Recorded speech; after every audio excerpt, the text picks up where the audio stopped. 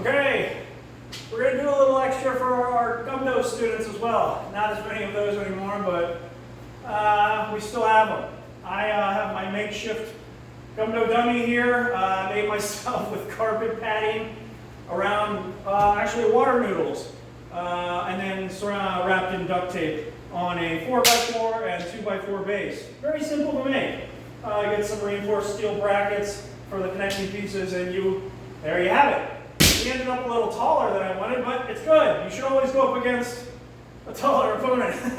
And that's probably more like real life anyway. This is about 6 foot, I would say. Okay, so let's go ahead and get in our basic ready stance. So chariot, pene, baldo, oh, and you do your yop, not your key up. It's basically your war cry. It's announcing that I am here. You're entering my area and prepare to defend yourself, that sort of thing. But we do it as a natural ready when we draw the sword.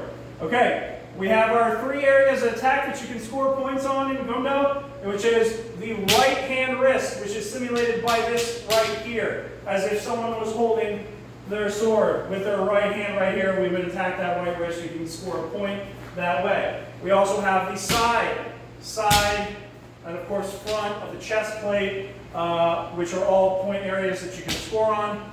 And then top of head, or dwa muddy, or u muddy for left and right respectively.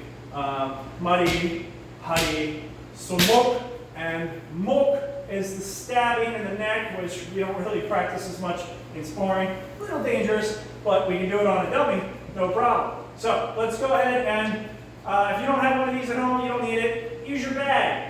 Use a tree, use your bob, use whatever. If you want to get a little practice in, you should, and feel what it's like to actually hit something and not just air. I know it's great to do one of these, 100 of these, or whatever, but at the end of the day, it's a lot of back and forth on the wrists and the elbows. It's much better when you land on something and then you're not getting that tennis elbow at the end of the day. Okay, so let's start with our basic attacks. We have muddy, attack to the head, big attack. Okay, or we do it just with a key up so we don't announce to our attacker where we're attacking. Okay, that's a big head attack, comes up 45-degree angle, backwards, not back like this, 45-degree angle up, not blocking your line of sight, and down. Good. Now we also have, again, dwa muddy and u muddy, dwa to the left, and u, slightly on one side or the other. And that's if they're blocking. Basically, you're sneaking in between their sword if they're blocking one way or the other to still score your head point. Okay, good. We have huddy, which is the midsection. And again, a big huddy, or other side, on a 45-degree angle is a great one because you don't know if you're coming for your head or your waist. It could be either. Of course, the giveaway one is the full on one side. Okay, they're going to know what's going, but if you're fast enough, you go ahead and get in there when they're raise their hands, you go for the waist, okay? And the sumuk, last one for the wrist, sumuk, and that was a snap or quick attack. Again, we can do it from the big attack, okay?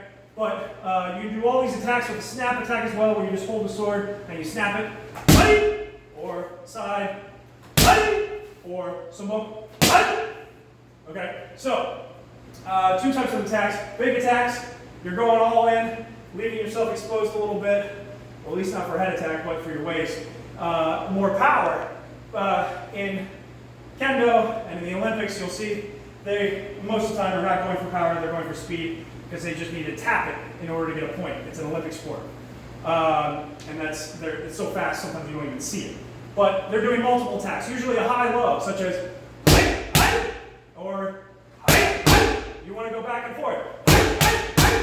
Maybe with a retreat or stepping forward, and a pass, okay? So practice these at home.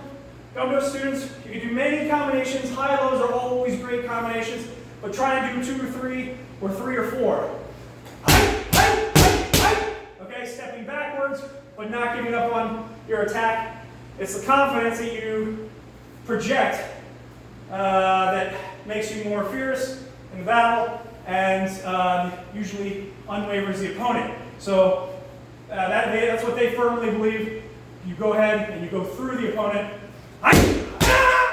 and you need to do to project strength and power as you're coming through them. Of course, you want to make sure you hit your intended targets as well. So go ahead and practice at home, and hopefully you get back in the studio. I know the Frederick studio has one of these. Gaithersburg, not so lucky, but you also have the regular bags you can work on as well. Okay, let's go.